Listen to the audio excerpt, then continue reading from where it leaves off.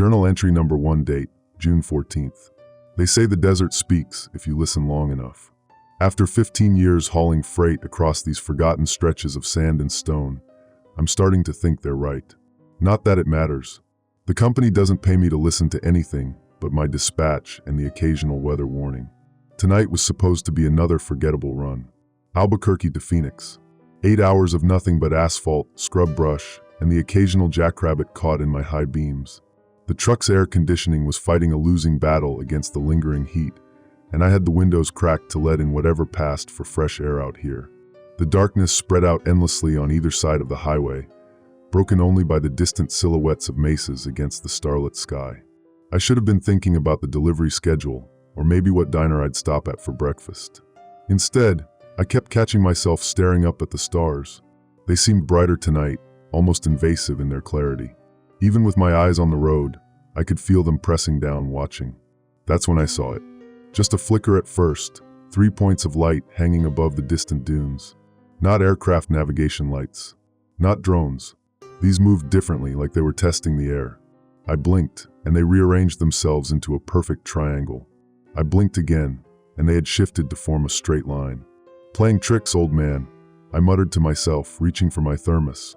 The coffee had gone cold hours ago, but I drained it anyway. When I looked back up, the lights were gone. Just stars and emptiness. I might have forgotten about it entirely, if not for what happened next. About 20 miles further on, I spotted a rest area sign and pulled in.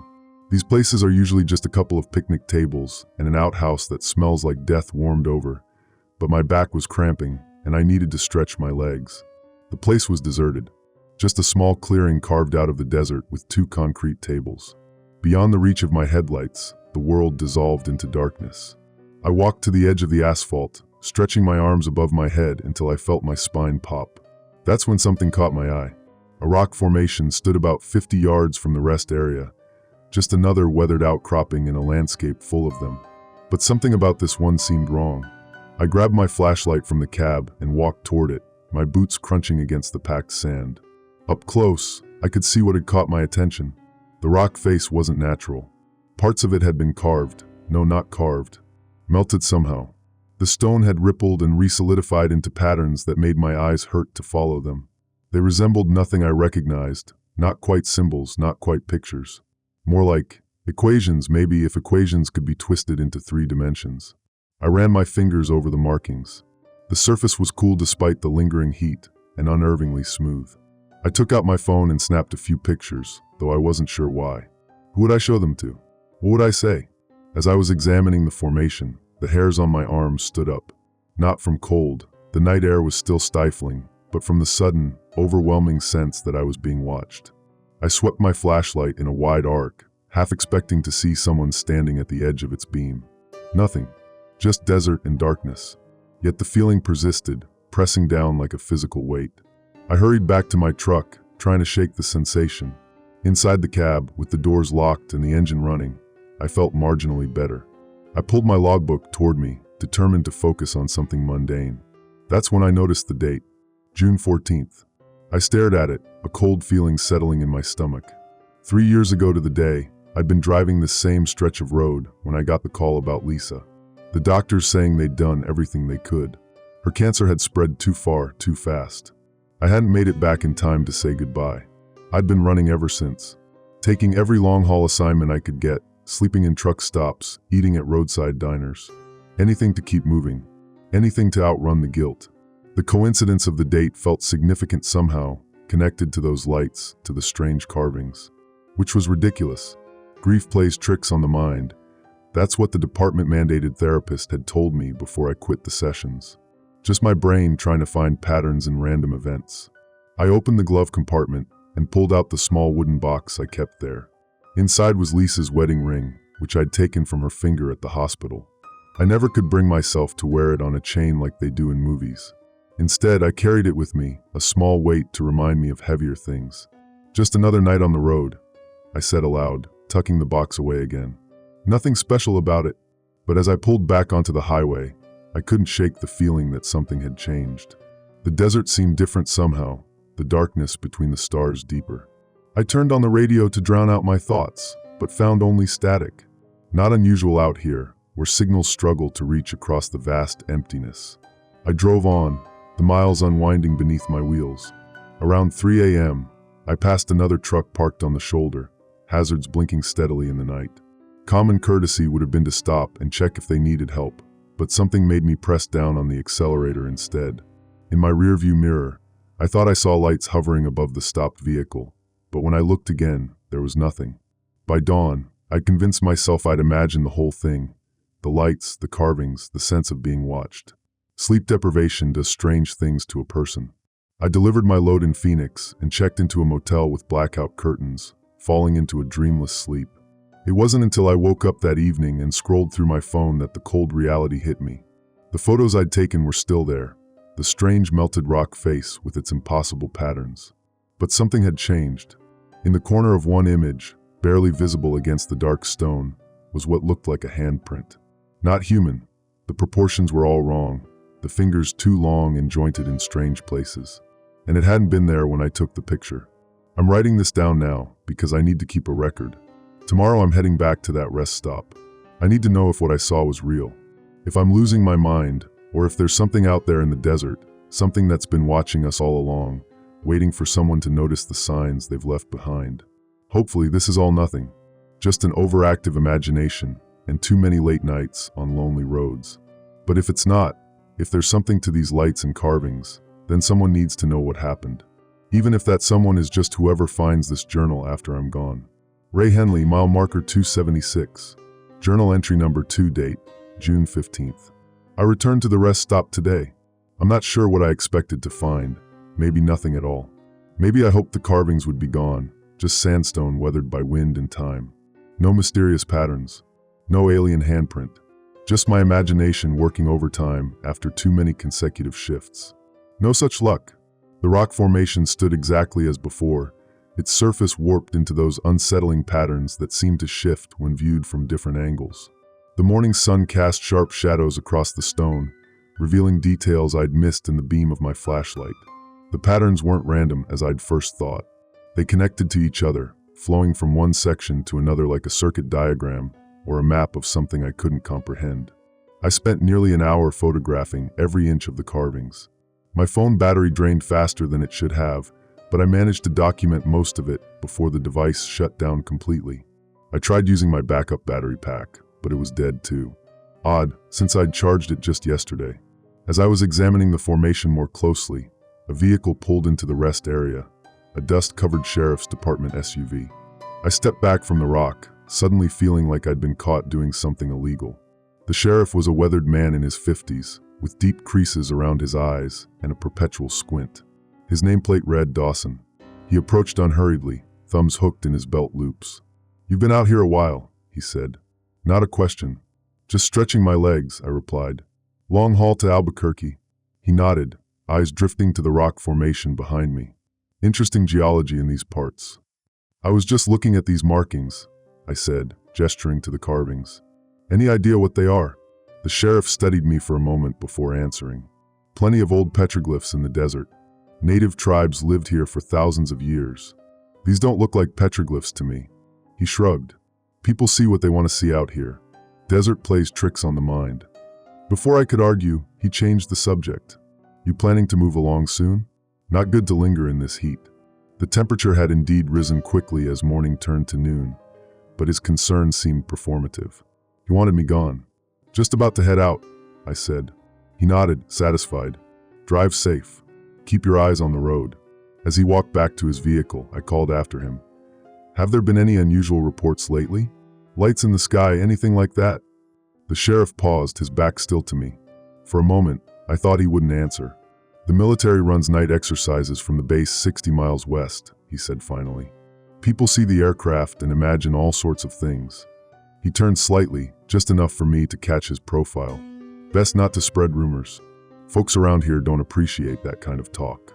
With that, he climbed into his SUV and drove away, leaving me alone with the carvings and a growing sense of unease. I left soon after, the heat becoming unbearable. But I didn't head straight to Albuquerque as I'd told the sheriff. Instead, I drove to the nearest town, a cluster of buildings called Mercy Falls, Population 347, according to the weathered welcome sign. The town's only diner was a place called Dots, a silver trailer permanently parked off the main road, with a hand-painted sign and 4 plastic tables out front under a tattered awning. I ordered coffee and a burger from a tired-looking woman who barely glanced up from her crossword puzzle. While waiting for my food, I struck up a conversation with the only other customer, an older man with leathery skin and a veteran's cap. "Passing through?" he asked, sipping something that might have once been coffee. "Sort of," I said. "I'm a trucker. Run this route pretty regularly." He nodded. "Not much out here except sand and sky. And strange lights," I added, watching his reaction. The man's eyes flickered briefly to the woman behind the counter, then back to me. "You see something?" "Maybe. Last night, over the dunes south of the highway." He was silent for a long moment, turning his mug slowly between gnarled fingers. "Might have been the research station," he said finally. "They got all sorts of equipment out there. Weather balloons and such." "What research station?" The man shrugged. "Government outfit. Environmental studies, they say. Been there about 5 years now. Keep to themselves mostly." I pulled out my phone, intending to show him the photos of the carvings, but the device was still dead. The man seemed to take my silence as disinterest and soon excused himself, leaving a few crumpled bills on the table. After finishing my meal, I asked the woman for directions to the nearest electronics store. She directed me to a combination hardware/general store down the street, where I purchased a new charger and battery pack. As the shopkeeper rang me up, I casually mentioned the lights I'd seen. "People see all kinds of things in the desert," he said, echoing the sheriff's dismissive tone. But there was something guarded in his expression, a tightness around the eyes. Back in my truck, I plugged in my phone and waited for it to revive. When it finally powered on, I checked the photos from that morning. They were there, but corrupted somehow, blurred and distorted as if the carvings themselves had rejected being captured digitally. The only clear image was of the handprint, now more distinct than before. I spent the afternoon in Mercy Falls, visiting the local library, a single room attached to the town hall. There was no information about any research station in the area, and nothing about unusual phenomena. The librarian, a young woman who seemed surprised to have a visitor, watched me nervously as I browsed the local history section. As evening approached, I decided to drive back to the rest stop. I couldn't explain why, even to myself. Something about those carvings kept pulling at my thoughts, demanding attention. The rest area was empty when I arrived, the setting sun casting long shadows across the asphalt. I parked facing the rock formation and waited as darkness fell. The temperature dropped rapidly, a cold wind rising from nowhere to whisper across the sand. At precisely 9:17 p.m., I remember checking my watch. The stars began to change. Not all at once, and not dramatically. Just subtle shifts in position, as if the sky itself was being gently rearranged. I stepped out of my truck, eyes fixed upward, heart pounding against my ribs. 3 points of light appeared above the distant dunes, arranged in that same triangle I'd seen before. They hung motionless for several minutes, then rearranged into a straight line. And then they started moving toward me. I scrambled back into my truck, hands shaking as I fumbled with the keys. The engine roared to life, and I reversed in a spray of gravel, tires finding the asphalt as I accelerated away from the rest stop. In my rearview mirror, the lights remained visible, following at a constant distance. No matter how fast I drove, they maintained their position, neither gaining nor falling behind. After 20 miles of this silent pursuit, they simply vanished, blinking out as if they'd never existed. I continued driving for another hour before I felt safe enough to pull over at a truck stop outside of Mercy Falls. I'm writing this from the cab of my truck, watching other vehicles come and go in the harsh glow of the sodium lights. I should feel safe here, surrounded by people and civilization, however sparse. But I don't, because when I look up at the night sky, the stars don't look right anymore. The constellations are subtly wrong, shifted just enough to notice. And sometimes when I look at them too long, I swear they look back. Tomorrow I need answers. The research station seems like my best lead. If there is something out there in the desert, something not from here, they must know about it. Unless they're part of it. Ray Henley, Mercy Falls truck stop. Journal entry number 3, date June 16th. I didn't sleep last night. Every time I closed my eyes, those strange patterns from the rock carvings seemed to float behind my eyelids, pulsing and shifting. Around dawn, I gave up trying and hit the road again, determined to find this research station the old man had mentioned. The desert looks different in the early morning light, softer somehow, the harsh landscape veiled in purple shadows and golden haze. I drove slowly along the highway, scanning the horizon for anything that might resemble a government facility. After about 20 miles, I spotted a dirt road leading off into the dunes, marked only by a small reflective post. I turned onto it, my truck bouncing over the uneven surface. The road wound through a series of low hills before opening up to a wide, flat expanse. And there it was, a cluster of white prefabricated buildings surrounded by a chain-link fence. No signs, no flags, nothing to indicate what kind of research happened there. Just a gate with a keypad and a surveillance camera. I parked about a quarter-mile away, using a sand dune for cover. Through my binoculars, I could see a few vehicles in the compound parking lot, black SUVs and a military-style transport truck. As I watched, a woman emerged from the central building. Even from this distance, there was something purposeful in her stride as she crossed to a smaller structure near the fence line. I was debating my next move when movement in my peripheral vision caught my attention. Someone was approaching my truck from behind. "This is private property," a voice called out. I turned to find a woman standing about 20 feet away, dark hair pulled back in a tight ponytail, khaki pants, and a light blue button-up shirt with rolled sleeves. She looked to be in her mid-30s, with sharp features and eyes narrowed against the morning sun. "I didn't see any signs," I said, lowering my binoculars. "That's intentional," she replied. "We're conducting geological surveys. Nothing exciting." She gestured toward my truck. "You're a long way off the main road." "I'm a bit lost," I lied, trying to find my way back to the highway. She didn't believe me. That much was clear in her expression. But she nodded anyway. "Head back the way you came, then north about 5 miles. You'll hit the interstate." "Thanks," I said, then took a chance. "I'm Ray Henley. I drive routes through here pretty regularly." After a brief hesitation, she responded. "Elena Vasquez. You study the rocks around here?" "Something like that." She glanced toward the facility, then back at me. "You should get going. This area isn't safe for civilians." "Because of the geological surveys?" A flicker of something, annoyance? Concern, crossed her face. "Flash floods. The terrain can be unpredictable." I nodded as if this made perfect sense, though we both knew the sky was cloudless for hundreds of miles. "Before I go, have you noticed anything strange about some of the rock formations out here? Patterns that look manufactured?" Elena's posture changed instantly, her casual stance becoming rigid. "What kinds of patterns?" I described the carvings I'd found at the rest stop, watching her reaction carefully. Her eyes widened slightly before she controlled her expression. "Where exactly did you see these?" I told her, and she pulled out a small notebook, jotting down the location.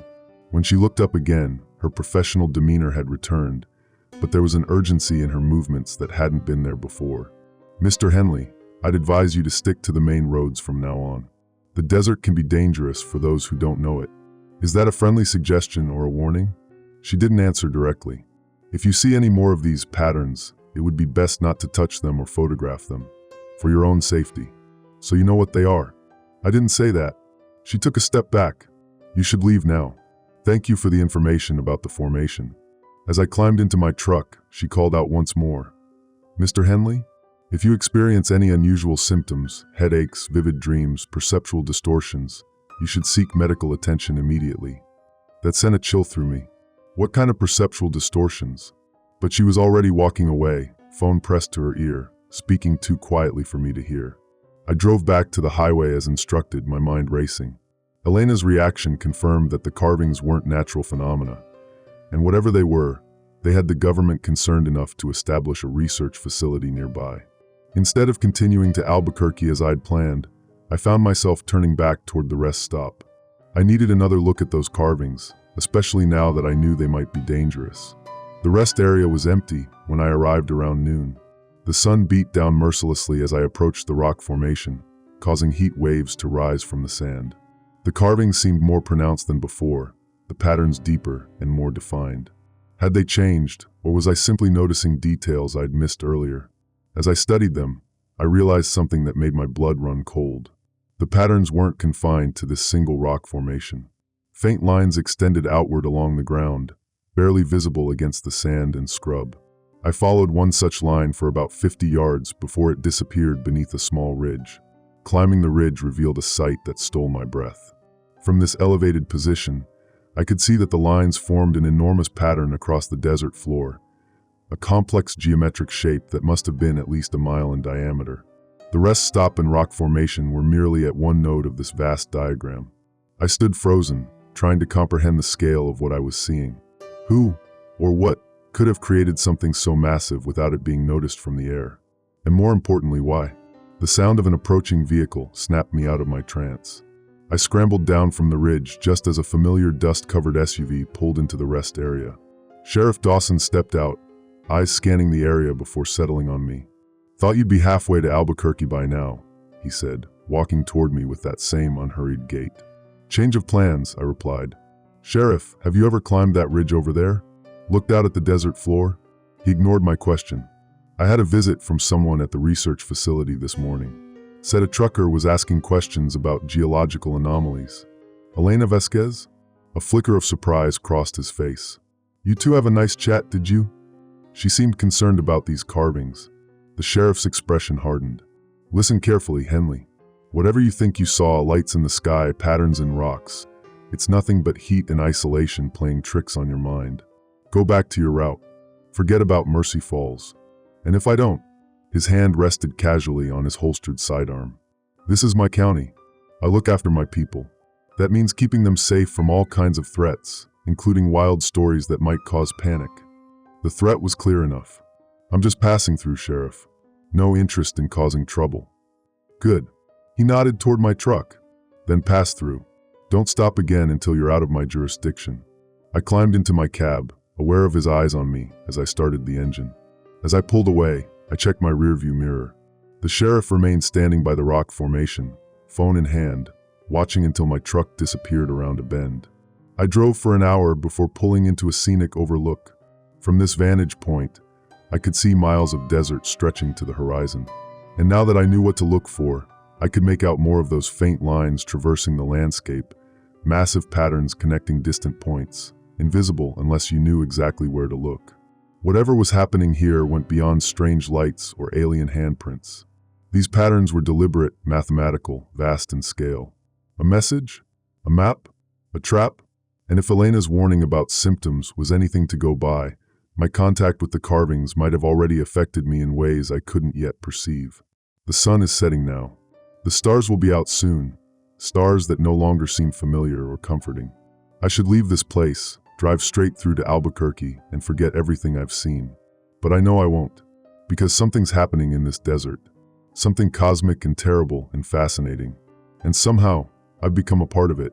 Ray Henley, mile marker 312. Journal entry number 4, date June 17th. My truck broke down this morning. Just outside of Mercy Falls, the engine sputtered and died, refusing to turn over despite multiple attempts. The timing couldn't have been worse or more suspicious. I managed to coast into a gas station at the edge of town, where the attendant called the local mechanic. 2 hours later, a tow truck arrived, driven by a lanky man with oil-stained hands who introduced himself as Mitch. He took one look at my engine and frowned. "Electrical system's fried," he said, poking at the wiring. "Never seen anything like it. It's like something melted through the insulation. Can you fix it?" I asked. He scratched his stubbled chin. "Got to order parts. 3 days minimum." 3 days. Stranded in Mercy Falls, right in the heart of whatever was happening. Coincidence seemed increasingly unlikely. Mitch towed my truck to his garage on the other side of town and offered to drop me at the only motel, a sagging, single-story building with a flickering vacancy sign. The manager, an elderly woman with cataracts clouding her eyes, barely glanced at my ID before handing over a key to room 7. "Don't get many visitors these days," she remarked as I signed the register. "Not since they closed the highway exit last year." "Closed the exit? Why?" She shrugged. "Government said it was for road repairs." Never saw any repairs happening, though. The room was about what I expected: faded wallpaper, a sagging mattress, and air conditioning that rattled but barely cooled. But it was clean enough, and the shower had decent pressure. After washing off the desert dust, I decided to explore the town while I waited for news about my truck. Mercy Falls existed in a strange limbo. Not quite ghost town, not quite thriving. Main Street consisted of Dot's Diner, a general store, a post office, and a handful of boarded-up storefronts. The library I'd visited earlier sat at one end, the sheriff's office at the other. A few locals walked the sidewalks, their faces turning toward me with that particular look reserved for outsiders. I was passing the general store when a familiar figure emerged, Elena Vasquez, dressed in the same khaki pants but with a different button-up shirt. She froze momentarily upon seeing me, then seemed to make a decision and approached. "Mr. Henley," she said, her voice lower than necessary. "I'm surprised you're still in the area." "Truck trouble," I replied. "I'm stuck here for a few days." Something like concern flickered across her face. "That's unfortunate." "Is it?" I held her gaze. "Or is it convenient for whoever doesn't want me leaving town with what I've seen?" Elena glanced around, then took my arm and guided me toward a small alley between buildings. "Keep your voice down," she hissed. "Do you have any idea what you're involved in? Why don't you tell me?" She released my arm and took a step back. "I can't, but I can tell you that staying in Mercy Falls is dangerous. For you and for the residents. Because of the patterns in the desert? Because of what created them?" She looked over her shoulder, then back at me. "Listen carefully. Those carvings are markers. They've been appearing across the southwest for the past 6 months, always in the same configuration. Markers for what? We don't know exactly, but wherever they appear, phenomena follow. Unexplained lights, equipment failures, temporal distortions." "Temporal distortions?" She hesitated. "Time doesn't always flow correctly near the markers. People report missing hours, days sometimes. Watches stop or run backward. I thought of my phone's battery draining inexplicably, the stars shifting position." "Who's we?" "The research facility." "I've said too much already." She pulled a small notebook from her pocket and scribbled something. "If you experience anything unusual, anything at all, call this number. Don't tell anyone else what you've seen." She pressed the paper into my hand and turned to leave. "Elena," I called after her. "What created the markers?" She paused, her back to me. "Pray you never find out," she said softly, then walked away without looking back. I unfolded the paper. It contained a phone number and 3 words, "Trust no one."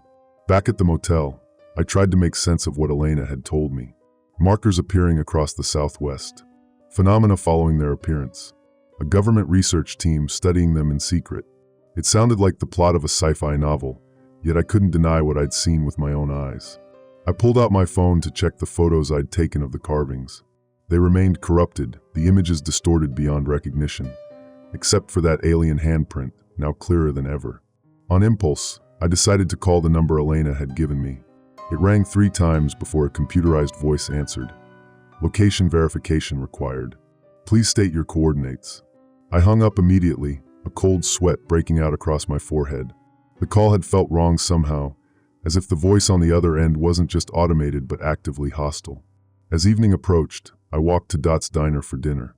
The place was busier than before, though still not crowded. I took a seat at the counter and ordered the special, avoiding eye contact with the other patrons. The television in the corner was tuned to a local news station. A reporter stood in front of what looked like a military checkpoint, her words barely audible over the diner's ambient noise. I strained to listen as she mentioned unusual atmospheric conditions and temporary restricted airspace. The woman behind the counter, Dot herself, I presumed, noticed my interest and reached for the remote, turning up the volume slightly. Authorities continue to advise residents to remain indoors between dusk and dawn due to ongoing concerns about air quality, the reporter was saying. The military presence has increased in the past 24 hours, with checkpoints established on all major highways leading into the affected area. The camera panned to show soldiers checking vehicles, then cut to a map highlighting a region that encompassed Mercy Falls and the surrounding desert, including the rest stop where I'd found the carvings. That clicked off the television before I could hear more. "Bad for business, all this talk," she muttered, refilling my water glass. "You passing through?" "Trying to," I said. "My truck's being repaired." She nodded sympathetically. "Lot of mechanical problems lately. Electrical things mostly. Computers acting up. Phones dying. Any idea why?" Dot glanced toward a table where 2 men in work clothes were finishing their meals. "Some say it's the government testing new weapons out in the desert. Others think it's something in the ground, radiation maybe." She lowered her voice. "My nephew works security at that research place. Says they're scared of something. Real scared." Before I could ask more, the diner's lights flickered and died, plunging the room into twilight darkness. Someone cursed. A child whimpered. 3rd time this week. walked outside, reaching beneath the counter for a flashlight. "Pow'll be back in a minute." In the dim light, faces became shadowy masks, conversations reduced to murmurs. Through the window, I could see that the outage affected the entire street. Only the distant glow of vehicle headlights broke the darkness. And above, visible through the diner's large front windows, the sky blazed with stars. Too many stars, forming constellations I'd never seen before. As I stared, transfixed, 3 points of light arranged themselves into a triangle, then a line, then began to descend toward the town. The power returned with a surge, lights burning too bright for several seconds before stabilizing. The windows reflected the diner's interior, the stars no longer visible. When I looked again, the 3 lights had vanished. But something had changed. The atmosphere in the diner felt charged, as if a storm were approaching. Conversations had become hushed, tense. Several patrons were checking their phones with puzzled expressions. I glanced at my own device. The screen displayed the current time as 7:32 p.m., but my watch read 9:17 p.m. The exact time I'd first seen the lights rearrange themselves above the dunes. Temporal distortions, Elena had called them. I didn't finish my meal. I left cash on the counter and hurried back to the motel, fighting the sensation that the very fabric of reality was beginning to unravel around me. In my room, I pulled the curtains tight and sat on the edge of the bed, listening to the subtle but persistent hum that seemed to emanate from everywhere and nowhere at once. Something is happening in Mercy Falls. Something connected to those markers in the desert. And somehow, I've wandered into the middle of it. If you're reading this, it means one of 2 things. Either I found a way out of this town with my sanity intact, or I didn't. Either way, consider this a warning. There are things out there in the desert, things that were never meant to make contact with humanity. And I think they found us. Ray Henley, Mercy Falls Motel, Room 7. Journal entry number 5, date, June 18th. I woke this morning to find a note slipped under my door, plain white paper with a single line of text. Rock Hollow, 9 a.m. Come alone. No signature, but I suspected it was from Elena. The Rock Hollow turned out to be a small cafe on the edge of town, its windows clouded with years of desert dust. I arrived at 8:55 a.m. and took a seat in the corner booth with a clear view of both the entrance and the back door. The place was nearly empty, just a sleepy-eyed server and an old man reading yesterday's newspaper. At precisely 9 a.m., Elena walked in. She wore a baseball cap pulled low over her eyes and moved directly to my table without ordering. "We don't have much time," she said as she slid into the seat across from me. "Sheriff Dawson has been asking questions about you all over town. Why am I so interesting to him?" Elena glanced around before answering. "Because you're an outsider who's seen the markers. Most locals avoid the areas where they've appeared. Those who don't," she hesitated, "they tend to disappear." The server approached, but Elena waved her away. After she retreated, Elena continued in a hushed tone. "I've been documenting the markers for the past 4 months. There are 17 sites now, arranged in a specific geometric pattern across the region. The one you found was the most recent to appear. What exactly are you doing at that research facility?" "I wasn't supposed to be studying the markers. My assignment was routine geological survey work. But after I found the first pattern," she shook her head, "the military took over operations, classified everything. Those of us with initial exposure were kept on to continue observations, but under strict supervision." "So you're what? A prisoner? An asset?" She grimaced. "I believe the markers are a form of communication, a message left in a medium that would persist, stone rather than radio waves or digital signals. The military thinks they're territorial markers, preparation for something else." I remembered the vast pattern I'd seen from the ridge. "What do they say? The carvings? We haven't deciphered them completely, but they appear to be mathematical in nature. Coordinates, maybe, or a calendar." She leaned forward. "The thing is, they're changing, growing more complex, and the rate of change is accelerating." "You mean someone is coming back to modify them?" "No." Her eyes met mine. "They're changing themselves." The implication sent a chill through me. Living stone, or something living within it. Elena pulled a folded map from her pocket and spread it on the table. Red X's marked locations across the southwestern desert, connected by straight lines to form a complex geometric shape. "The pattern they form isn't random," she said. "It's a perfect fractal, repeating at different scales, and Mercy Falls is directly at its center." I studied the map. "What happens when the pattern is complete?" "I don't know. but the mathematical progression suggests 3 more markers will appear within the week. And then, she trailed off. Then what? Convergence. The word hung in the air between us. Mr. Henley, there's a cave system about 5 miles east of town. One of the oldest markers was found there 3 months ago. I need to show you something there, but we have to go now while Dawson is occupied with a situation at the research facility. What situation? A ghost of a smile crossed her face. Let's just say someone may have triggered a false alarm in their security system. 20 minutes later, we were in Elena's Jeep, bouncing along a barely visible trail through the desert. She drove with the focused intensity of someone used to navigating difficult terrain, barely slowing as we crested rocky hills and descended into dry washes. The cave was initially dismissed as containing ordinary petroglyphs, she explained as we drove. But I recognized the same mathematical patterns I'd been documenting elsewhere. The military restricted access soon after, but I managed to make copies of the original survey photos. We parked behind a rock outcropping that concealed the Jeep from the road. The cave entrance was a dark slash in the side of a small mesa, partially obscured by stunted juniper trees. Elena produced 2 flashlights from her backpack, handing one to me. Stay close, she warned. The tunnel system is extensive and parts of it are unstable. The entrance narrowed quickly, forcing us to duck as we moved deeper into the earth. The air grew cooler, carrying a faint mineral scent. Our flashlight beams created shifting shadows on the rough walls. After about 50 yards of twisting passage, the tunnel opened into a larger chamber. Elena directed her light toward the far wall, and I froze. The entire surface was covered in carvings, the same fluid, mathematical patterns I'd seen at the rest stop, but vastly more extensive. They covered every inch of the chamber, flowing across the ceiling and down to the floor in an unbroken cascade of alien geometry. My God, I whispered. Look closer, Elena said, moving her beam to a specific section. This is what I needed you to see. The carvings in this area were different, more deliberate, less fluid. They formed distinct pictographs, humanoid figures standing beneath what appeared to be 3 points of light arranged in a triangle.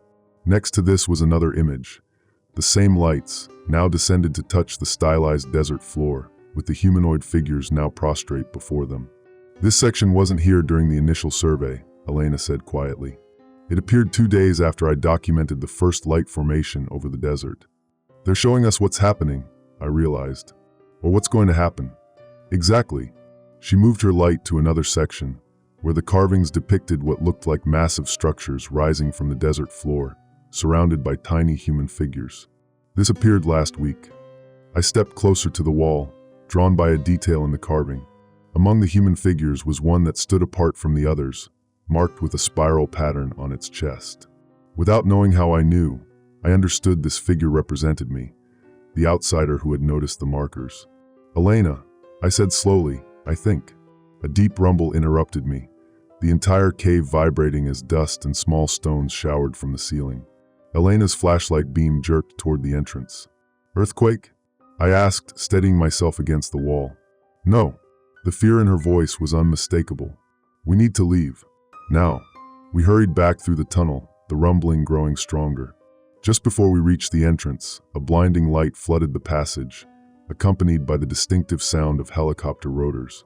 Elena pulled me into a side crevice as voices echoed from outside. Military, she whispered. How did they find us so quickly? The answer came in the form of Sheriff Dawson's voice, amplified by a megaphone. Dr. Vasquez, we know you're in there. Come out with your companion immediately. Elena's face hardened. The alarm wasn't supposed to trigger any response outside the facility. Someone must have been watching me.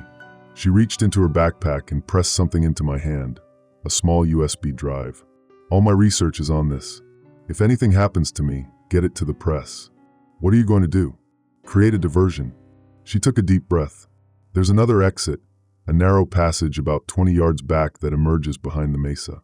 It's tight, but you should fit. Head west once you're clear. Stay off the roads.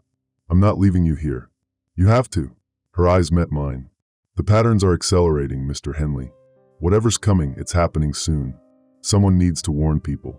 Before I could argue further, she stepped out of our hiding place and moved toward the cave entrance, hands raised. I heard her voice, calm and professional, engaging with the soldiers outside. I hesitated only a moment before backtracking to find the narrow passage she'd mentioned. It was barely visible, just a crack in the wall that widened slightly as it angled upward. I squeezed into it, scraping my shoulders as I inched forward in near darkness. The passage seemed to go on forever, twisting and narrowing until I was certain I would become trapped. Then abruptly it widened, and I felt hot air on my face. A few more feet of crawling brought me to an opening partially concealed by brush. From my elevated position behind the mesa, I could see the military vehicles, 2 Humvees and a black helicopter sitting on a clear patch of desert. Elena stood surrounded by soldiers, Sheriff Dawson beside her, gesturing angrily. A figure emerged from the helicopter, tall, uniformed, with the bearing of someone accustomed to command. Captain Laurel Wright, I presumed, though I couldn't make out her features at this distance. I remained motionless until they loaded Elena into one of the vehicles and departed, leaving only dust clouds and silence. The USB drive felt heavy in my pocket as I began the long walk back toward Mercy Falls, keeping to the shadows of mesas and dry riverbeds. The sky above was a perfect, empty blue, but somehow it no longer felt like a sky that belonged to Earth. Ray Henley Eastern Desert, 5 miles from Mercy Falls. Journal entry number 6, date, June 21st. It's been 3 days since they took Elena. 3 days of paranoia, of scanning every car that passes my motel, of flinching at each helicopter sound overhead. I've been switching motels nightly, paying cash, using the fake name Frank Walters, that I sometimes use for lot lizards who get too clingy at truck stops. Old habits from my less respectable years serving me well now. Elena's USB drive sits heavy in my pocket, like a live grenade. I haven't had the courage to look at its contents yet, partly from fear of what I might find, partly because I don't want to risk connecting to any network. But tonight, I finally plugged it into the ancient laptop I bought for cash at a pawn shop 2 towns over. The files were meticulously organized, hundreds of photographs, field notes, coordinate mappings, and mathematical calculations that went well beyond my high school algebra. Elena had been busy, and very thorough. What struck me immediately was the map, a comprehensive overlay of all 17 marker sites she'd documented, connected by precise lines that formed intricate geometric patterns. The shape reminded me of those crop circles that used to make the news, except this was carved across hundreds of miles of desert. And at the center of it all, just as Elena had said, Mercy Falls. I spent hours cross-referencing her notes with my own observations, plotting additional points where I'd seen unusual light formations. By 3 a.m., I had a revelation that sent ice through my veins. The pattern was consistent with astronomical coordinates. The markers weren't just random carvings, they were a map of the sky, with each point corresponding to specific star systems, but not our current sky. According to Elena's notes, the pattern matched star positions from approximately 15,000 years ago. As dawn approached, exhaustion finally overtook me. I was drifting to sleep when the CB radio I'd set up crackled to life. Aerial anomaly reported in Sector 7. All units maintain distance of 5 miles from coordinates. The voice cut through static, unmistakably military in its clipped precision. I scrambled for my map, locating Sector 7 from Elena's notes, a stretch of desert about 20 miles southwest. The 18th marker site, right where Elena had predicted it would appear. Sleep forgotten, I gathered my supplies. If I was going to understand what was happening, I needed to see it for myself.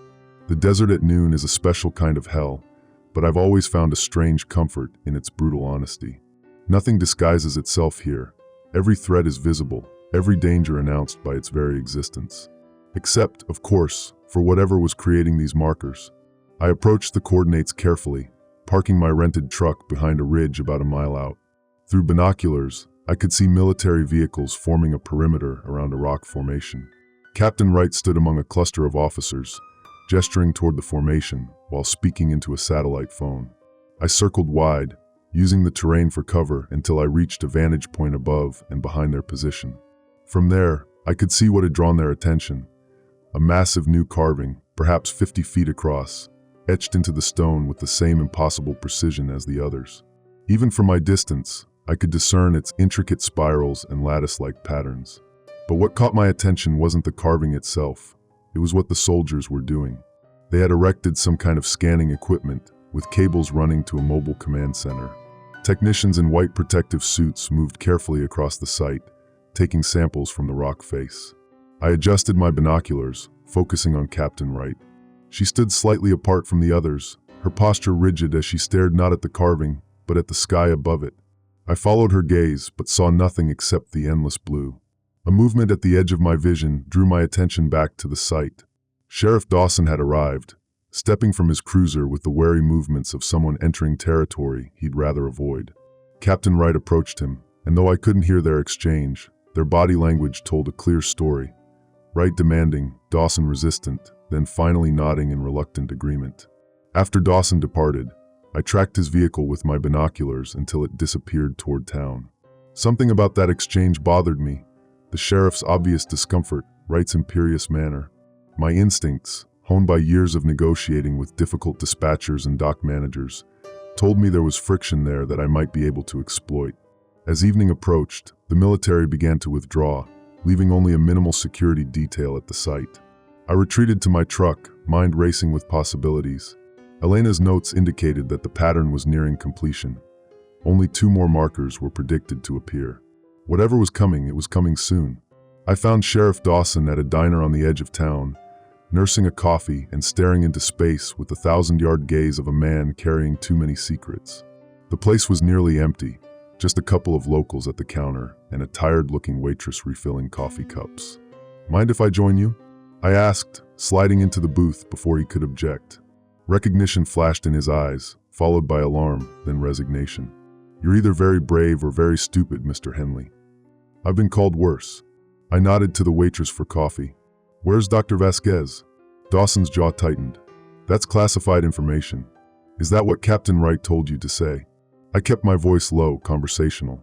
"You don't strike me as the type to take orders easily, Sheriff." "What do you want?" "Information. The same thing everyone wants around here. The difference is, I'm not looking to weaponize it or cover it up. I just want to understand." The waitress delivered my coffee and retreated. Dawson waited until she was out of earshot before speaking. 27 years I've been sheriff in this county. Seen all kinds of strange things in the desert, drug runners, illegal immigrants, doomsday cults. But nothing like this. He rubbed his face wearily. It started 6 months ago. Lights in the sky that didn't move like aircraft. Then the markers began appearing. And the military showed up. Not at first. First came the scientists, geologists like your Dr. Vasquez, astronomers, even some folklorist types studying local legends. Then the disappearances started. My cup paused halfway to my lips. Disappearances? 3 hikers vanished near one of the first marker sites. Search and rescue found nothing. Not a footprint, not a scrap of equipment. A week later, 2 geology students from Arizona State went missing while collecting samples. After that, the Air Force rolled in, classified everything, and told me to keep my people away from the sites. But not you. A bitter smile crossed his face. I'm necessary local liaison, which means I do their dirty work while they tell me nothing. He leaned forward. They've got Elena at the research facility. She's not under arrest, technically, but she's not allowed to leave. What are they doing at these sites? Collecting data. Lots of it. Radiation readings, magnetic field measurements, rock samples. Captain Wright reports directly to someone in Washington, calls them the committee. Classified beyond my pay grade. And the emergency broadcasts? Standard protocol when there's an aerial anomaly. The public version mentions weather balloons or military exercises. The real alerts go directly to Captain Wright's team. I nodded toward the window, where the evening sky was deepening to purple. There's going to be another marker soon. Elena's research predicted it. Dawson's eyes narrowed. How do you know about her research? I tapped my temple. I'm observant. And she left notes. The sheriff was silent for a long moment, weighing his options. Finally, he reached into his pocket and withdrew a folded piece of paper, sliding it across the table. Coordinates. North of town, near the old Harris property. The military detected unusual energy readings there this morning. They're mobilizing for tomorrow at dawn. Why are you telling me this? Because I've known Elena since she was a kid visiting her grandparents here. Because I don't trust Wright or her committee. And because I think we're running out of time. He stood, dropping cash on the table. I never saw you. This conversation never happened. After he left, I unfolded the paper. The coordinates were accompanied by a hastily drawn map and a single line of text. 19th convergence point. Predicted activation midnight.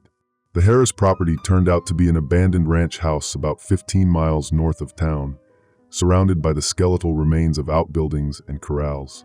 I arrived as the last light was fading, parking a quarter-mile away and approaching on foot. The house stood silent against the darkening sky, its windows like empty eye sockets. Behind it, a rocky outcropping rose about 30 feet, silhouetted against the horizon. According to Dawson's map, that was where the next marker would appear. I settled into a position with a clear view of the outcropping, checking my watch. 2 hours until midnight. The desert night closed around me, stars emerging in a vast canopy overhead.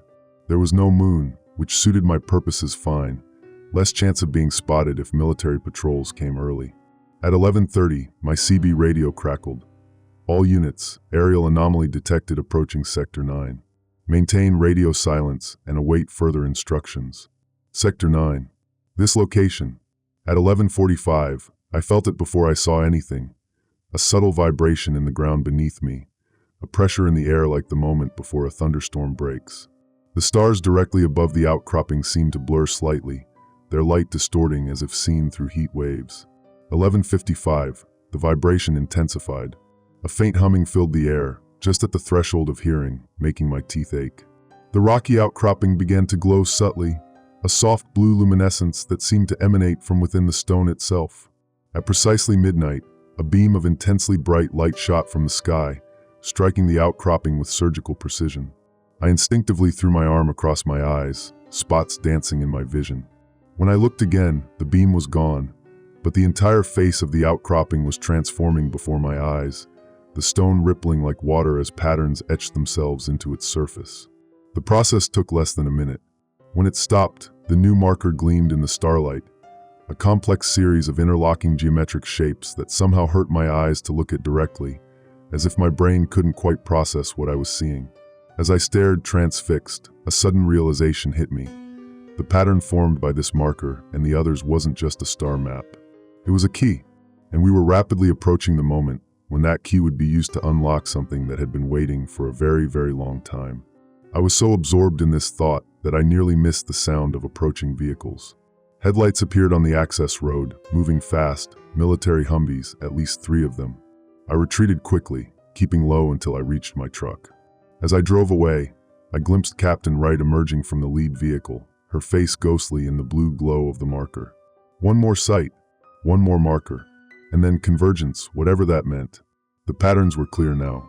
All paths leading to Mercy Falls. To the center of the map. To me. Ray Henley, Motel 6, Mercy Falls. Journal entry number 7, date, June 23rd. I haven't slept in 36 hours. Can't risk it. Every time I close my eyes, I see those patterns etched into stone, feel them etching themselves into my brain. The coffee stopped working hours ago, but I keep drinking it anyway, hoping the ritual, if not the caffeine, might keep me alert. Last night, I broke into the county records office. Not my proudest moment, but I needed information the internet couldn't provide. Specifically, I needed historical records of Mercy Falls and its surroundings, going back as far as possible. Elena's notes mentioned something about cyclical phenomena dating back hundreds of years. The records were surprisingly extensive for such a small town. Mercy Falls was established in 1887 as a mining community after silver was discovered in the surrounding hills. But what interested me more were the newspaper archives, particularly reports of celestial events dating back to the town's founding. May 1887. Strange lights observed over eastern hills for 3 consecutive nights. Local prospector claims rock formations altered overnight. November 1901. Unusual stellar activity causes concern among residents. Sheriff dismisses claims of moving stars as desert fever and too much whiskey. August 1916. Scientific expedition from East Coast universities arrives to study anomalous geological formations discovered by local ranchers. The pattern repeated roughly every 15 years, lights, altered stones, scientific interest, then silence. Until 1946, when things changed. A classified military document, what it was doing in the county archives, I can't imagine, described Operation Desert Watch, the establishment of a monitoring station following unexplained aerial phenomena near Mercy Falls. The document mentioned peculiar energy readings and unknown material composition in newly discovered stone formations.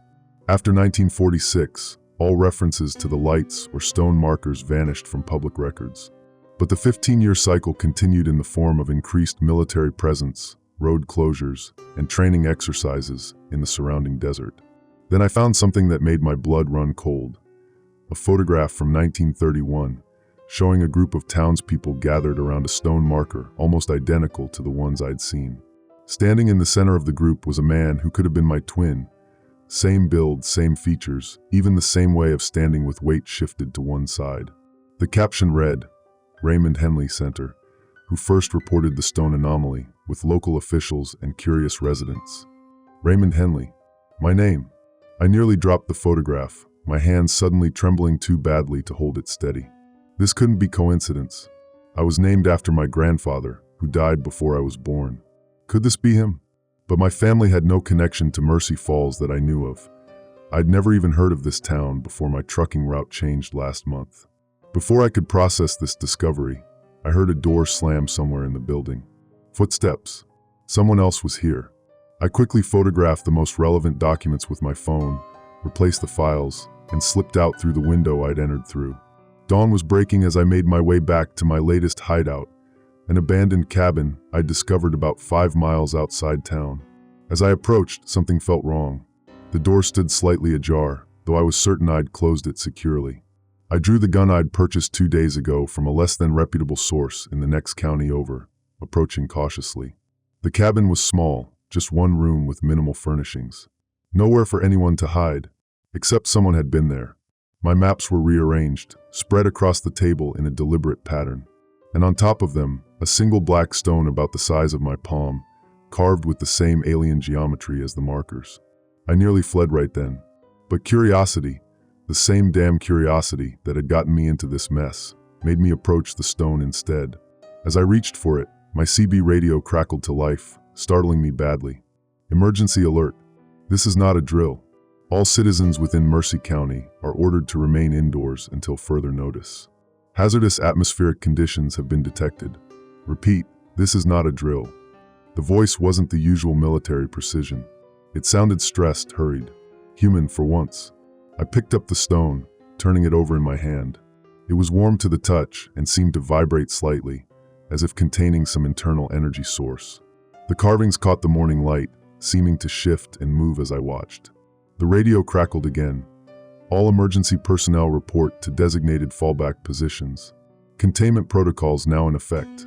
Repeat, containment protocols now in effect. My phone buzzed with an emergency alert message. Emergency alert, shelter in place. Hazardous atmospheric event in progress.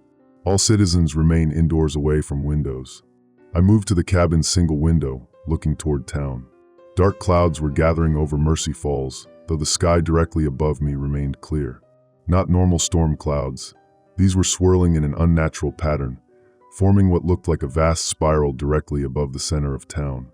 The stone in my hand grew warmer, the vibration intensifying. I dropped it on the table, backing away. The carvings were definitely moving now, rearranging themselves before my eyes. My phone buzzed again. Emergency alert. Evacuation order for Mercy Falls and surrounding 10-mile radius. Proceed immediately to designated evacuation routes. This is not a drill. 2 alerts, contradicting each other. Shelter in place or evacuate. I had a sickening realization. Different authorities were issuing different instructions. No one was coordinating. No one knew what was happening. I grabbed my backpack, shoving in the maps and Elena's USB drive. As I reached for the stone, hesitating, my CB radio erupted in a burst of static so loud it made me jump. Through the static, a voice, not human, not anything I could identify, emitted a series of tones that made my teeth vibrate in my skull. Then silence. Complete, perfect silence. I stepped outside. The birds had stopped singing. The wind had died completely. Even the distant highway noise was gone. The world felt suspended, holding its breath. In the distance, toward town, I saw movement. Vehicles, military, judging by their profile, racing away from Mercy Falls at high speed. Fleeing. I made a decision. I needed to find Elena. She was the only one who might understand what was happening. If she was still at the research facility, that's where I needed to go. The drive toward the facility was surreal. The roads were empty except for vehicles heading away from town. Civilians in packed cars, military transports, even what looked like school buses filled with people. No one tried to stop me going the opposite direction. They were too busy escaping. About 3 miles from the facility, I had to abandon the truck. The road ahead was blocked by some kind of security checkpoint, now deserted, barriers still in place. I continued on foot, keeping to the rough terrain alongside the road. The facility came into view, a collection of prefabricated buildings surrounded by a chain-link fence topped with razor wire. The gate stood open, guard posts empty. Whatever had happened here, it had happened fast. I moved cautiously through the compound, gun ready. No alarms, no guards, no personnel of any kind. Just the eerie silence and the darkening sky overhead. The main building's door was ajar. Inside, chaos, papers scattered across floors, equipment left running, coffee cups still steaming on desks. Signs of hasty evacuation. I found Elena in what looked like a detention area. Not a cell exactly, but a room with a secured door and basic furnishings. The door was open. She sat on the edge of the bed, staring at the wall, perfectly still. "Elena?" I approached carefully. "It's Ray Henley." She turned slowly, her eyes focusing on me with effort. "Ray," she said, her voice distant. "You're here, just like before." "We need to go," I said, extending my hand. "Something's happening in town. Convergence."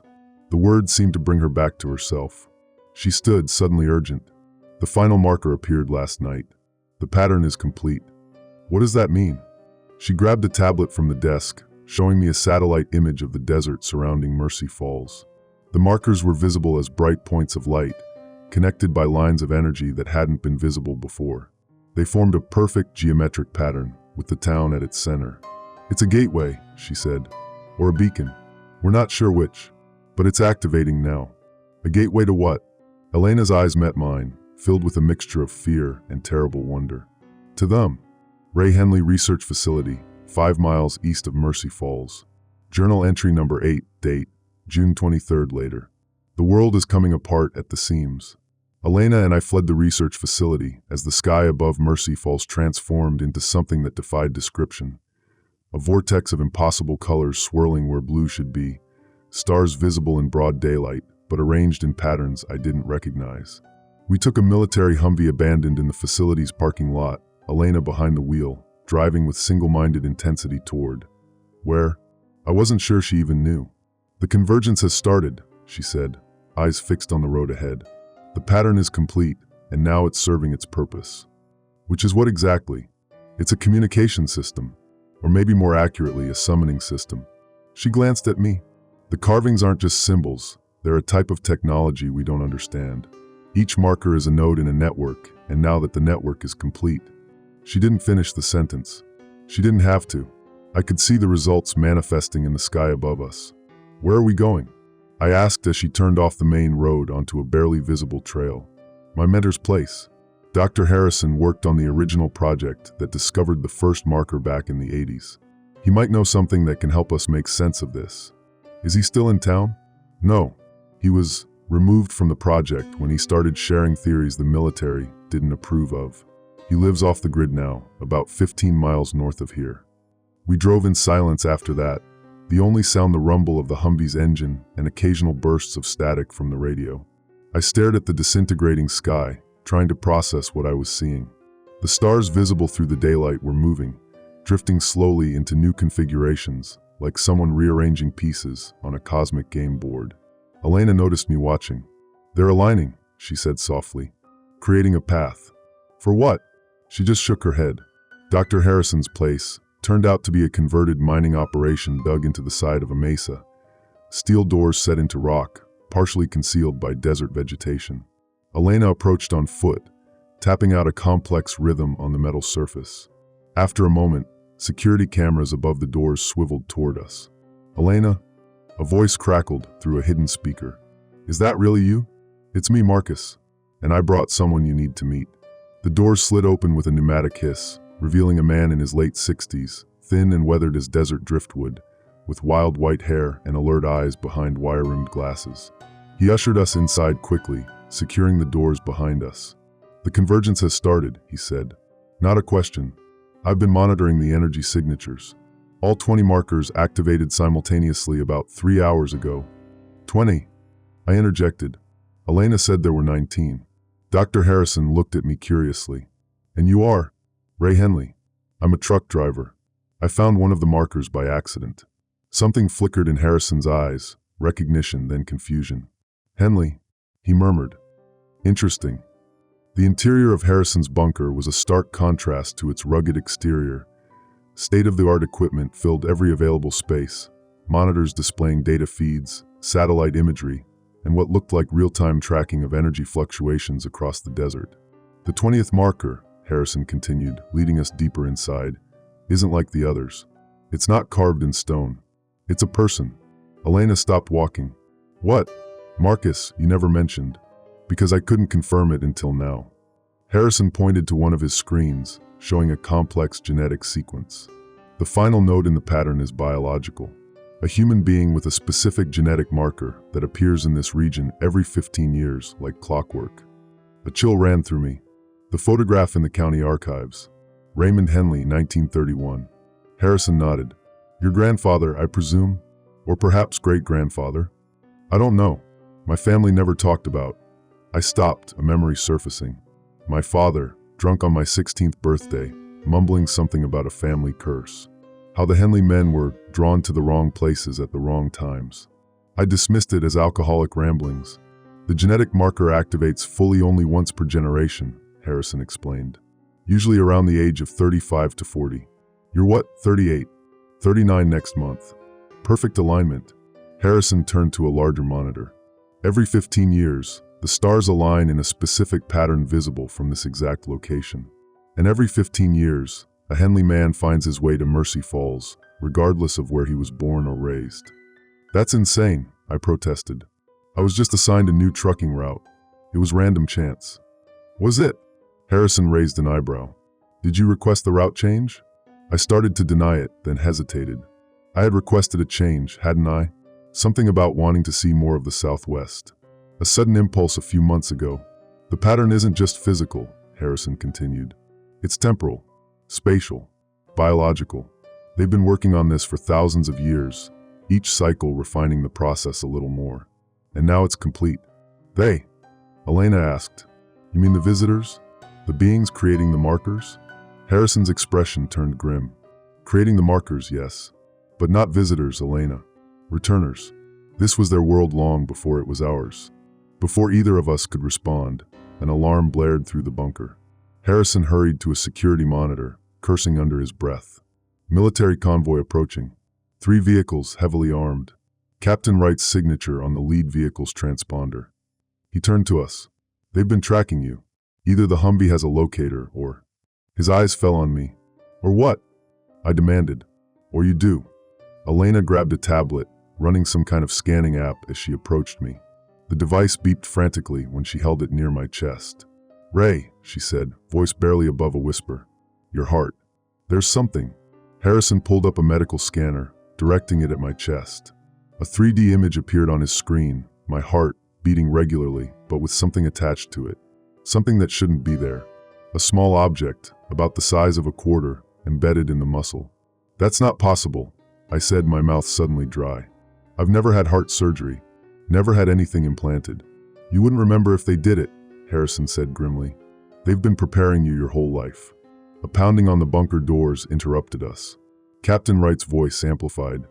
Dr. Harrison, this is Captain Laurel Wright of the United States Air Force. Open these doors immediately, or we will use force to enter. Harrison moved quickly, pressing a series of buttons on a console. Metal shutters slid over the bunker's few windows. Secondary entrance, he said, gesturing toward the back of the facility. Tunnel leads about a quarter-mile east. There's a vehicle stashed there. What about you? Elena asked. I'll hold them off. Buy you some time. Harrison pressed a flash drive into Elena's hand. Everything I know about the convergence is on this. Get it to someone who will listen. He hesitated, then turned to me. Mr. Henley, I'm sorry. You've been caught in something beyond any of our understanding. But you may be the only one who can end this cycle. Another pounding at the door, louder this time. Go, Harrison urged. Now. Elena pulled me toward the back of the bunker as Harrison moved to a weapons locker, extracting what looked like a military-grade rifle. The last I saw of him, he was positioning himself behind a reinforced desk, facing the entrance. The escape tunnel was narrow and roughly carved, forcing us to run hunched over. About halfway through, We heard the muffled sound of an explosion behind us, followed by gunfire. Elena faltered for just a moment, then pressed on, face set in determined lines. The tunnel emerged behind a ridge, concealed by brush. A battered jeep was parked nearby, partially covered by a camo tarp. Elena had it uncovered and running within minutes, and we sped away just as black smoke began rising from the direction of Harrison's bunker. "He sacrificed himself for us," Elena said, voice tight. "We can't waste that." I nodded, but my mind was elsewhere, focused on the thing inside my chest. The thing that had apparently been there my whole life. Waiting. As we crested a ridge, the full vista of Mercy Falls spread out before us. The vortex above the town had grown, now a swirling mass of energy that reached from the clouds down to the earth, like an inverted tornado. The air itself seemed distorted around it, light bending in impossible ways. And within the vortex, something was taking shape. Something vast and geometrically complex, its dimensions shifting in ways that hurt to look at directly. "They're coming through," Elena whispered. "God help us all." I stared at the forming entity and felt the thing in my chest pulse in response. A warm, rhythmic sensation that sent waves of inexplicable longing through me. A sense of recognition, of homecoming. Part of me wanted to run toward the vortex, not away from it, and that terrified me more than anything else. Ray Henley, Northern Ridge, 8 miles from Mercy Falls. Journal entry number 9, date, June 24th. I'm not sure how much longer I'll be able to keep writing these entries. My hands shake constantly now. The pull toward Mercy Falls grows stronger by the hour. The thing in my chest pulses with increasing urgency, like a second heart beating counterpoint to my own. Elena watches me with poorly disguised concern, noticing each time I wince from its insistent rhythm. We spent the night in an abandoned ranger station about 15 miles north of town, far enough from the vortex that I could still resist its call. Elena rigged a makeshift Faraday cage from metal window screens and copper wire, hoping it might dampen whatever signal was being transmitted to the object in my chest. It helped, marginally, enough that I could think clearly again. By dawn, I had made a decision. "I need to go back," I told Elena as she pored over Harrison's data. "Back to Mercy Falls." She looked up sharply. "That's suicide, Ray. Whatever's coming through that vortex is connected to me somehow, to my family. Maybe I can stop it, or maybe that's exactly what they want you to think." She pushed Harrison's tablet toward me. "Look at this." The screen showed a series of historical photographs. Mercy Falls in 1931, 1946, 1961, 1976, 1991, 2006. Each image captured a similar phenomenon, a vortex forming above the town, though none as massive as the current one. And in each photo, barely visible, was a man standing at the edge of town, facing the disturbance. Each with the same build, the same stance. My ancestors, my blood. Each convergence attempt has been stronger than the last, Elena explained. And each time, a Henley man has been present as some kind of conduit or catalyst. But whatever they're trying to accomplish hasn't succeeded yet. Until now. Possibly. The energy readings from the current convergence are exponentially higher than anything recorded previously. And you're the first Henley to arrive at exactly the right moment in the stellar cycle. I stared at the images of my predecessors. Had they felt the same pull? This same terrible longing? Had they fought it or embraced it? "There's something else," Elena said hesitantly. "The object in your chest." Harrison's scans suggest it's not entirely physical. Part of it exists in a different dimensional space. What does that even mean? It means conventional medicine couldn't detect it. Conventional weapons probably can't destroy it. She met my eyes directly. "And it means you're carrying something that isn't entirely of this world, Ray." Before I could process this, the emergency radio we'd salvaged from Harrison's bunker crackled to life. "This is Captain Laurel Wright of the United States Air Force to all military personnel. Fall back to safe distance of 20 miles from Mercy Falls Convergence Zone. Authorization for Operation Sundown has been granted. Repeat, Operation Sundown is a go. Time to deployment, 3 hours." Elena's face drained of color. "Sundown?" Harrison mentioned that contingency. "It's a tactical nuclear strike. They're going to nuke Mercy Falls?" The words felt surreal, impossible. "They think they can close the vortex by destroying the physical anchors, the town and the surrounding markers." She shook her head, but Harrison's research suggested that wouldn't work. The convergence exists partly outside our dimension now. A nuclear strike might just make things worse. I stood, decision solidified. Then I have to go back. Now. Before they drop that bomb. Ray, no. I'm connected to this, Elena. I don't understand how or why, but maybe I can end it. And if I can't, I took a deep breath. If I can't, then I should be at ground zero anyway. Whatever this thing is inside me, it shouldn't survive. She stared at me for a long moment, then nodded slowly. I'm coming with you, at least part of the way. We took the Jeep as far as we dared, stopping about 2 miles outside town, where the distortion effects began to visibly warp the landscape. The air shimmered like a heat mirage, rocks and cacti stretching and compressing in nauseating ways. Above, the vortex had expanded, now covering most of the sky visible from our position. Within its swirling depths, stars moved in deliberate patterns, constellations I'd never seen before, arranging and rearranging themselves like a cosmic puzzle seeking its final form. I can't go any further, Elena said, her voice strained. Just being this close to the anomaly was clearly causing her physical discomfort. The radiation levels are already dangerous. I nodded, suddenly calm despite everything. Harrison's data. Get it somewhere safe. Make sure people know what really happened here. I will. She hesitated, then embraced me briefly. Whatever happens, Ray, remember you're human. Whatever they put inside you, whatever they want from you, your choices are still your own. I wanted to believe that was true. The walk into Mercy Falls was like descending into a dream. Reality became increasingly fluid with each step, distances stretching and contracting, colors shifting beyond the normal spectrum, sounds echoing strangely or disappearing altogether. The town itself was deserted, evacuation complete. Empty buildings stood like stage props against the unnatural sky. Main Street was unrecognizable. The asphalt rippled like water, buildings bent at impossible angles, and at the center of town, where the small public park had been, now stood a perfect stone cube about 20 feet high. It hadn't been there before, I was certain of that. Its surface was covered in the same intricate patterns as the markers, but here they moved visibly, flowing across the stone like liquid. As I approached, the pulsing in my chest intensified to near agony. I fell to my knees, gasping, as something shifted inside me. The object was moving, working its way through muscle and tissue toward my skin. I tore open my shirt to see a shape pressing outward just below my sternum, a small disc, pushing through my flesh with excruciating slowness. With a final surge of pain, it broke through, falling into my palm. About the size of a $50, made of the same strange stone as the markers, covered in miniature versions of the same patterns. It was warm and pulsed with internal light in rhythm with the larger cube. Blood trickled down my chest, but surprisingly little. The wound already seemed to be closing itself, edges knitting together with unnatural speed. I stood, disc in hand, and approached the cube. As I drew closer, a section of it simply dissolved, revealing an entrance. Inside was darkness, not the absence of light, but what seemed like a piece of deep space transplanted to Earth, complete with distant stars. From this darkness emerged a figure. I had expected something monstrous, alien, incomprehensible. What I saw instead was far more unsettling. A man who could have been my twin, dressed in simple clothing not unlike my own, his face an exact duplicate of mine. The only difference was his eyes, deep and ancient, holding knowledge no human mind was meant to contain.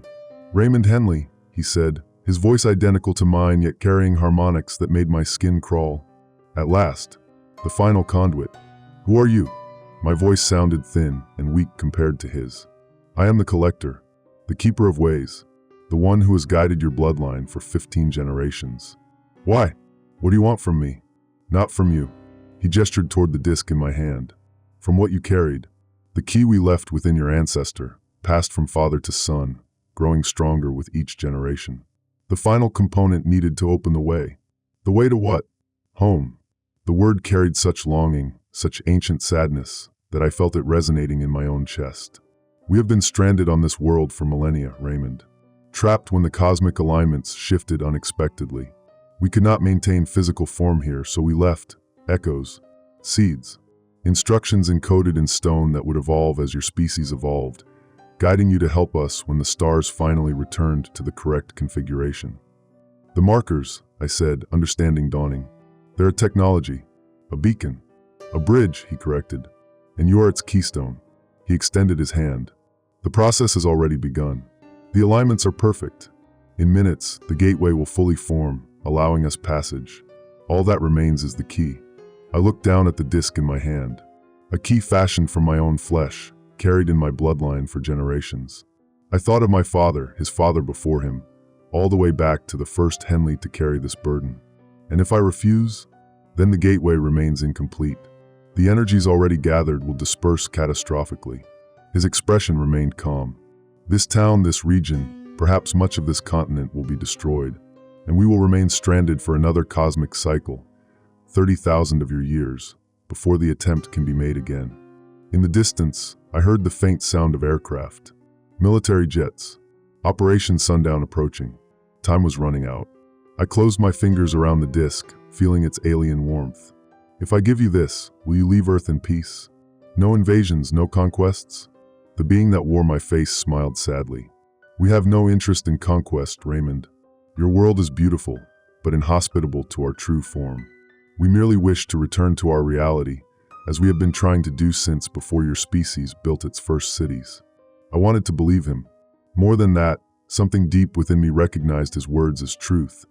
Perhaps some fragment of alien knowledge passed down through my blood along with the key. Above us, the vortex began to contract, focusing its energy directly over the cube. The stars within its depths aligned into a perfect geometric pattern that matched the carvings on the markers. It was time to decide. Ray Henley, center of Mercy Falls. Journal entry number 10, date, unknown. Time has no meaning here anymore. I've been trying to mark the passing days on the walls of this abandoned gas station, but the marks shift when I'm not looking. Sometimes they multiply, sometimes they vanish entirely. The sun rises and sets, but its movement across the sky follows no pattern I can recognize. Sometimes it hangs motionless for what feels like hours. Other times it races from horizon to horizon in minutes. I wonder if anyone will ever find these recordings. If not, at least the act of speaking into this recorder gives me some anchor to what's left of my sanity. After I surrendered the disc to the being with my face, the collector, as he called himself, everything happened so quickly. The disc floated from my palm to the center of the cube, where it hovered, spinning faster and faster until it was just a blur of light. The patterns on the cube began to pulse in response, sending ripples through the air that I could actually see, translucent waves distorting reality as they spread outward. It begins, the collector said, satisfaction in his voice. After so long, I should have run then. Maybe I still would have been caught in whatever happened next, but at least I would have tried. Instead, I stood transfixed as the disc spinning reached some critical threshold, and it burst into blinding light. The sky, or what was left of it, tore open. That's the only way I can describe it. The vortex that had been growing above Mercy Falls for days suddenly inverted, becoming a tunnel that pierced upward through reality itself. Through that tunnel, I caught glimpses of somewhere else. A place where the laws of physics, as I understood them, had no meaning. Where structures of impossible geometry floated in a sea of colors beyond human comprehension. Where beings of light and thought moved with purpose and intelligence. And they were coming through, not as invaders, as I had feared. The collector had told the truth about that, at least. They were simply going home, returning to their rightful dimension after an unimaginably long exile on Earth. They streamed upward through the tunnel. Thousands of them, each briefly assuming a form similar to the collector's before dissolving into pure energy and ascending. The cube began to rise as well, lifting slowly off the ground. The collector turned to me one last time. Your bloodline has fulfilled its purpose, Raymond Henley. The debt is paid. What debt? I managed to ask as the ground beneath me trembled violently. Why my family? Your earliest ancestor was curious. He found one of us during the last failed convergence. In his primitive understanding, he thought capturing a being of energy would grant him power. A flicker of something like amusement crossed his face. Instead, he became our vessel. We preserved his life in exchange for carrying our essence forward through time, until the stars aligned once more. Before I could ask anything else, a deafening roar filled the air. Military jets screamed overhead, Operation Sundown arriving right on schedule. I saw the bombs release, plummeting toward us. They cannot stop what has already begun, the collector said calmly. Then, with what almost seemed like compassion, but you should not witness what comes next. He touched my forehead, and darkness took me. When I regained consciousness, I was miles from Mercy Falls, lying in the sand beside Elena's abandoned Jeep. The horizon where the town should have been was wrong. There's no other word for it. A perfect hemisphere of distortion, like looking through warped glass, covered what had once been Mercy Falls and several miles surrounding it. Inside that dome, nothing is as it should be. I tried driving away. I really did. Got in Elena's Jeep, turned the key, and headed east as fast as the vehicle would take me. Made it about 40 miles before the engine died and wouldn't restart. Walked another 15 before realizing something impossible. I was back where I started, staring at the same distortion dome from the same angle. Every attempt to leave brings me back. A cosmic loop, trapping me in the periphery of what used to be Mercy Falls. I've tried north, south, east, west. All roads lead back here, to the edge of what I've come to think of as the Veil. Captain Wright's tactical strike didn't stop anything. If anything, it seems to have made the situation worse, accelerating whatever process the visitors had begun. The distortion dome pulses occasionally, expanding a few hundred yards before contracting again. Each time it does, more of our reality is rewritten. Plants that never existed on Earth sprout from the desert floor. Rock formations twist themselves into familiar patterns. The same carvings from the markers, but now in 3 dimensions, spiraling hundreds of feet into the sky. And sometimes, in the distance, I see things moving. Things that seem human from certain angles, in certain lights, but become something else entirely when glimpsed directly. I haven't seen Elena since before I entered the town. I pray she made it far enough away before whatever happened. That she's safe somewhere, making sure Harrison's data reaches people who can understand it. That my story doesn't die here. The military has established a perimeter about 20 miles out. I've seen their helicopters circling, drones flying overhead. None approach too closely. Twice I've tried reaching their barricades on foot, and twice the landscape itself has shifted to prevent me, rearranging terrain until I find myself back here, at the edge. I think I understand now. I'm neither inside nor outside. I exist in the boundary state between realities, the last Henley, the final link in a chain that stretched across generations. Not fully claimed by the visitors, but no longer fully human either. The object they placed in my chest is gone, but it left something behind. Changed me somehow. At night, when the stars come out, I feel a pull upward, a yearning to follow the path the visitors took, to ascend through that impossible tunnel to wherever they went. Sometimes I see it still, a shimmer in the sky directly above the center of the distortion dome, like a faint tear in the fabric of space. It calls to me with a voice I feel rather than hear. But there's another part of me that resists. The human part. The part that remembers I'm Ray Henley, long-haul trucker from Arizona, son of David Henley and grandson of Samuel Henley, not some cosmic pawn in a game spanning millennia. I don't know how long this stalemate can last. The pull grows stronger with each passing day, or what feels like days in this place where time has lost meaning. My humanity feels more tenuous, memories fading around the edges like old photographs. The carvings I first discovered seem childishly simple now. I understand their purpose, their language. Sometimes I find myself drawing new ones in the sand, my fingers moving of their own accord, transcribing knowledge I shouldn't possess. Equations that explain the mechanics of reality transition. Maps of star systems no human telescope has ever observed. The architecture of dimensions beyond the 3 we perceive. I think I'm becoming something else. A hybrid. Not fully what the visitors were, but no longer just Ray Henley either.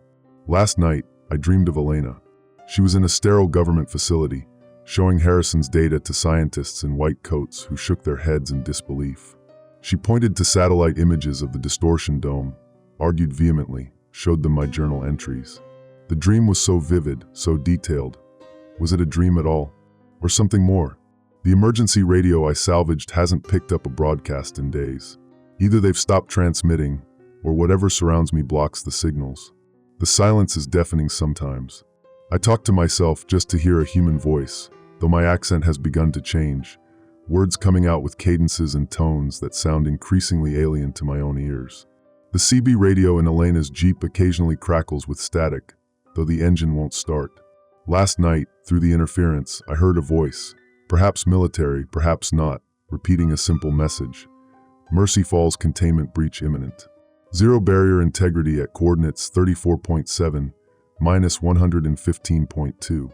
All personnel withdraw to secondary perimeter.